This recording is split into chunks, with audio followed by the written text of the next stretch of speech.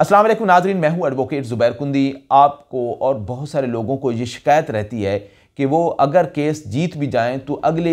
अदालत में दूसरा फरीक जो है अपील कर देता है और अपील का फ़ैसला नहीं होता, फिर उससे अगली अदालत फिर सुप्रीम कोर्ट ऑफ पाकिस्तान। तो सुप्रीम कोर्ट ऑफ पाकिस्तान ने इसी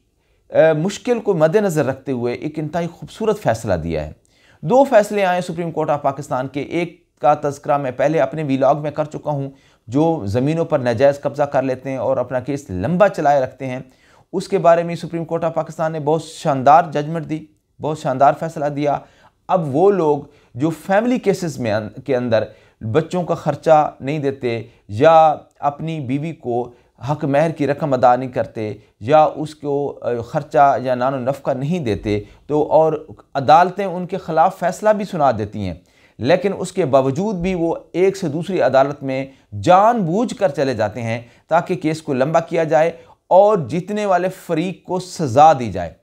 तो सुप्रीम कोर्ट ऑफ पाकिस्तान ने 2024 SCMR 142 में बड़ी कैटेगोरिकली तरीके से, और इसका उन्वान है खालिद परवेज़ बनाम समीना, इस केस के अंदर बड़े खूबसूरती के साथ सुप्रीम कोर्ट ऑफ पाकिस्तान ने ये तमाम अदालतों को भी हुक्म दिया है कि जब अदालतें समझें कि कोई फरीक अगर नाजायज़ तरीके से केस को लंबा कर रहा है तो उसके ऊपर जुर्माना ऐड किया जाए,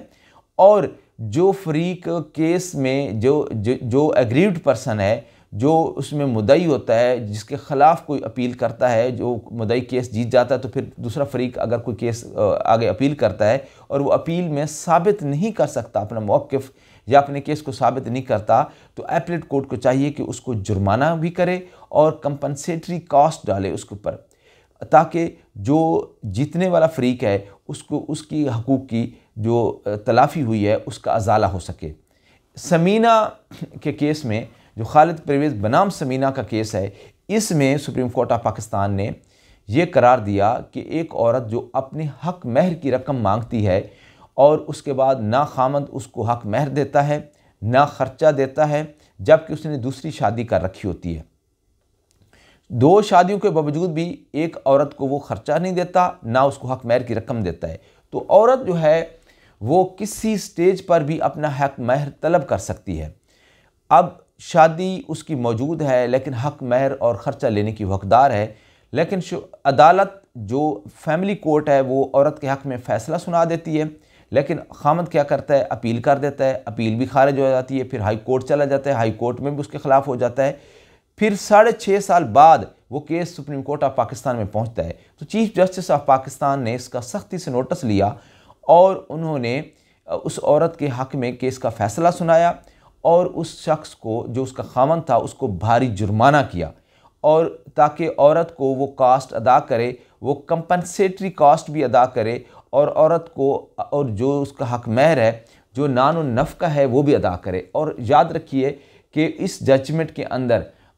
सुप्रीम कोर्ट ऑफ पाकिस्तान ने ना सिर्फ उसको बकिया पैसे दिलवाए बल्कि 10% जो है उसके ऊपर इजाफा भी कर दिया और साथ साथ जुर्माना भी कर दिया। और जो नीचे वाली अदालतें हैं सुप्रीम कोर्ट ऑफ पाकिस्तान ने, उनको भी एक प्रेसिडेंट दिया है और हुक्म दिया है कि वो अपने केस के मुताबिक और हालात व वाक़यात को देखते हुए, और वो केसेस जिसके अंदर कोई बंदा अगर अपना केस साबित नहीं कर सकता और उसकी वो जानबूझ के फ्रीवुलस लिटिगेशन को बढ़ाता है और अदालतों के ऊपर बोझ को बढ़ाता है, तो उस सूरत में उस शख्स को जुर्माना भी होना चाहिए और हकूक़ के जो हकूक़ उसने गसब कर रखे होते हैं उसके अजाले के लिए एक कंपनसेटरी जो है अमाउंट है, वो एक ख़ास रकम जो है वो अजाले की सूरत में उस फरीक को देनी चाहिए जो केस जीत चुका होता है। इस तरीके से तमाम अदालतों को ये एक्शन लेने के लिए भी कहा गया और अदालतों को ये ख़ास तौर पर जो एक मखसूस उसमें ख़ास तौर पर CPC के अंदर एक जो सेक्शन 35 के तहत कॉस्ट